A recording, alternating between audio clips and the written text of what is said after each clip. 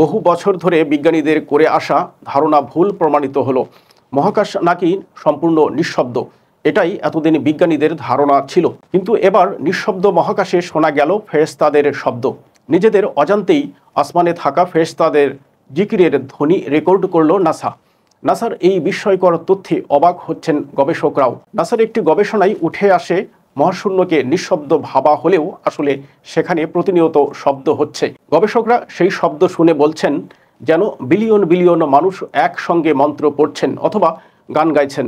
অথচ 1400 বছর আগে শবে মেরাজের রাতে রাসূল সাল্লাল্লাহু আলাইহি ওয়াসাল্লাম বলেছিলেন, আকাশের প্রতিটি অংশে ফেরেশতারা সিজদায় লিপ্ত এবং আল্লাহর জিকিরে ব্যস্ত।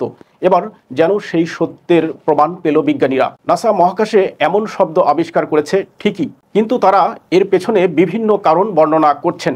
কোনো গবেষণায় বলা হচ্ছে নক্ষত্রের চুম্বক ক্ষেত্র, কোথাও আবার বলা হচ্ছে মহাকাশে বিভিন্ন প্রাকৃতিক ঘটনা ও কম্পনের ফলে শব্দ সৃষ্টি হয়েছে। তবে শব্দগুলো মহানবী সাল্লাল্লাহু আলাইহি ওয়াসাল্লামের 1400 বছর আগে করা হাদিসের বর্ণনার সাথে পুরোপুরি মিলে যায়। যদিও নাসা এর বৈজ্ঞানিক ব্যাখ্যা দিয়েছে, তবে এই শব্দগুলো প্রকৃত পক্ষে ফেরেশতাদের জিকিরের ধ্বনি কিনা তা কেবল আল্লাহই জানেন।